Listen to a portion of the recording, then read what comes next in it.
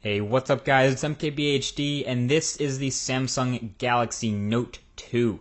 Now, Samsung has learned a lot from the success of the Galaxy S3. People love that phone, so they started to take some design ideas from it and bring it to other products. So they shrunk one down and made a Galaxy S3 Mini, and they stretched one out, and here we have the Galaxy Note 2. But this Note 2 is a little bit better than just a supercharged Galaxy S3, so we'll take a look and see all the reasons why that is now.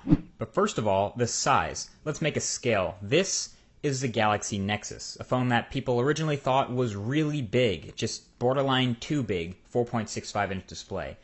Then another giant came along in a similar footprint, that 4.8-inch Galaxy S3. Both of these phones were, and still are, considered huge phones. And then there's the Galaxy Note, a 5.5-inch behemoth of a display, easily the largest of the smartphones out there right now.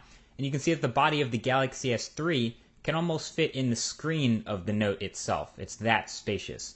A lot of people seem to think it's too close to a tablet size, but trust me, it comes nowhere near the smallest of the Android tablets out there. And what's neat is all these displays are the same 1280 by 720 resolution. And because of the same resolution, you don't actually see more content when you're, for example, looking at a web page, but you do see the same content bigger on the Note, which helps with reading. So some content you just can't read. It's too small when you're zoomed all the way out on the Galaxy S3. But you look at it on the Note, and you can actually pretty much read it no problem.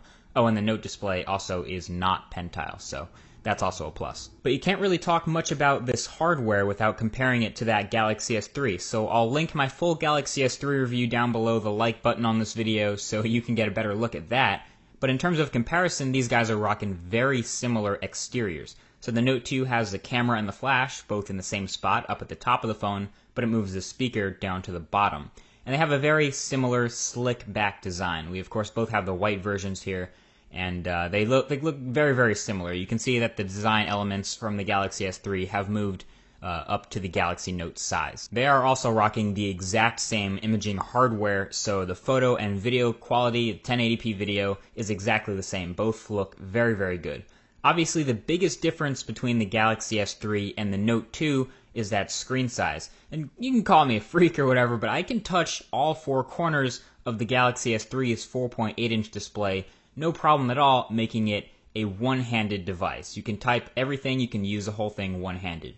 The Note 2, on the other hand, is a guaranteed two-handed device for everyone except maybe, I don't know, Yao Ming. You can't touch all four corners with one hand, but it makes for very easy two-handed operation, especially when typing on that Samsung keyboard. There are some settings just on the Note 2 from Samsung to make it easier for one-handed use to turn on and basically use the phone with one hand, which basically just shrinks things down and moves them a little bit to one side of the screen. So with the calculator here, for example, you can use it with your left hand on the left-hand side if you're a lefty, or on the right-hand side with your right hand if you're a righty. And that's nifty. Now, the one thing about the hardware is, and I don't know if it's just me or if it's just my Note, but the Note 2 rocks when you press the right-hand side of it. It rocks back and forth. That's where the stylus sits, so I don't know if, maybe the stylus is lighter than the rest of the body or if it's actually lopsided, but it's really annoying when I'm trying to type on a flat surface and it keeps bouncing over to the right. Very annoying, but I felt the need to mention that. But anyway, not only am I a fan of the Note 2's quad-core processor and 2 gigs of RAM and LTE, but the software is pretty great too. It runs Android 4.1.1 Jellybean, which is the latest version out right now.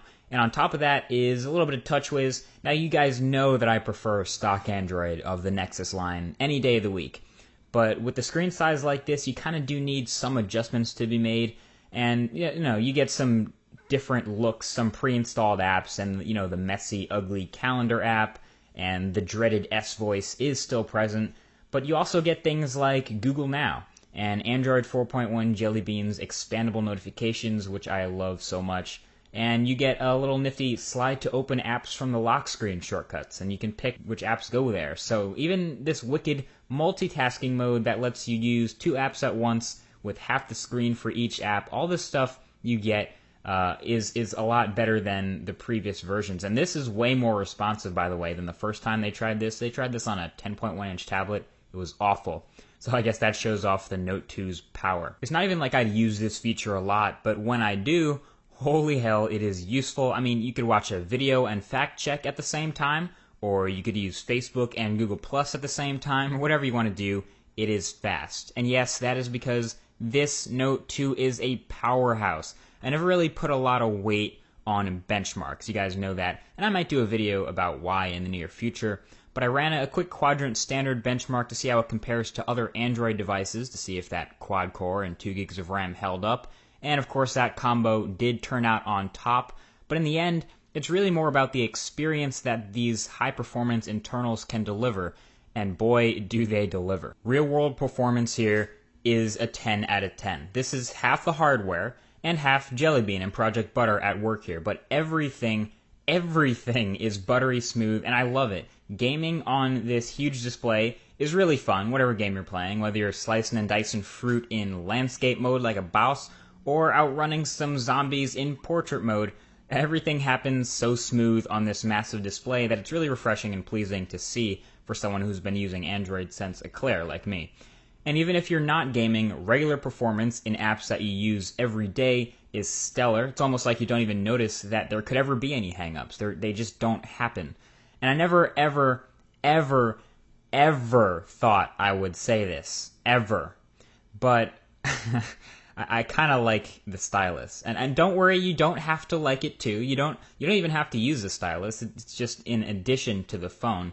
But to me, it feels like a part of the experience of using this phone, especially a phone this size. You whip out the stylus and it's like, oh, you want to use a stylus? Here's a few things that you might like to do. Using it for everyday use, you might have previously used your fingers. It feels kind of weird to use it in place of your fingers. I'll put it that way. I mean, it responds really well just like your fingers do. It's not 2001 where the stylus is like, a necessity to your phone and response times were more like Project Chunky Peanut Butter than Project Butter, but it's an accessory, It's called the Galaxy Note, and it is a major marketing feature for Samsung that you can use this stylus, but I just kind of use it once in a while, and I have fun when I do. And also, P.S., the handwriting recognition, it's straight up one of the most impressive things I've ever seen on a phone next to Google Now. It is scarily accurate, no matter how messy your righty or lefty handwriting may be. It's really, really good. So that handwriting recognition is a plus in the stylus by itself. There's also even this hover feature, which is pretty neat, so you can hover over things without actually clicking them. That can reveal what certain buttons do, or you can have it slide through previews of a video clip to get to a clip you want to watch, or even content awareness, so it knows when it's hovering over a text box and when it's not. So all this stuff bundles together in a stylus that fits neatly in the side of the Note, out of the way if you don't want it, and it's called the S Pen. And right next to that S Pen in the body is the second largest battery in any phone, coming in at 3100 milliamp hours. And I actually tried to kill it. I tried for a full day, unsuccessfully. Constant use, 6.5 hours of screen on time, 22 hours of being on. I tried so hard, but it still wasn't dead. 10% left at 11:25 p.m., so I called it quits. Very, very impressive, long battery life on this guy. So couple that battery life with superphone specs, a massive non-pentile 5.5-inch 720p Super AMOLED display, buttery smooth performance with Android 4.1, and a bulge in your pocket like no other, you can be proud to rock the Galaxy Note 2, which is arguably the best phone you can get right now. So there you go, guys. That's been my experience with the Samsung Galaxy Note 2. Overall, this is absolutely a flagship of a phone. There's no question about that. It has a quad-core processor, Android 4.1 Jellybean, LTE in the United States, a huge 3300 milliamp hour battery that could last 2 days with no problems. The only thing about it is the really large size, and that would make someone either consider it or throw it down the drain. But I think that you can try it out, and you can actually get a better sense of how big it feels in person, and you'll get used to it. I didn't think I was going to get used to it at all. I thought it would always seem big to me. But now this seems phone size to me, which is a little weird to say, but it makes the Galaxy S3 seem small, which makes the Galaxy Nexus seem really small, which makes other smaller phones seem mini, as Samsung would definitely agree. So the choice is yours. Go ahead and leave a thumbs up on this video if you want to see a more in-depth comparison to its brother over here, the Galaxy S3. I know a lot of people were interested in both the similarities and the differences, so I covered a little bit of that. But if you want to see a full video, let me know. There's a comment section if you want to talk about this. And either way, that's been it. Thanks for watching, and I'll talk to you guys in the very next video, which should be one that you'll be really excited to see, so don't miss the next one. Peace.